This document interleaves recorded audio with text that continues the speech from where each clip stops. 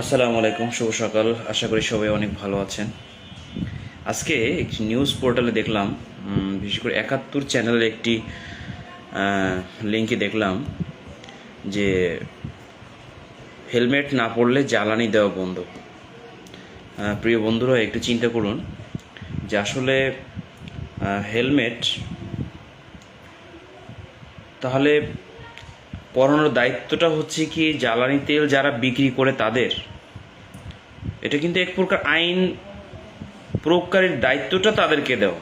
অর্থাৎ আপনি যখন পাম্পে যাবেন, অনেক পাতি নেতারা আছে যারা কোনো আইনের তোয়াক্কা করে না, যারা শুধু পাড়া মহল্লায় খুব খুব ঝামেলা করে শুধু বেড়ায়। তারা কিন্তু কোনো কিছুই মানে না, এবং তাদেরকে যদি আপনি ধরেন, এমনকি পুলিশও অনেক সময় ধরে, দেখবেন হয়তো তাদের বড় ভাই, বড় কোনো নেতা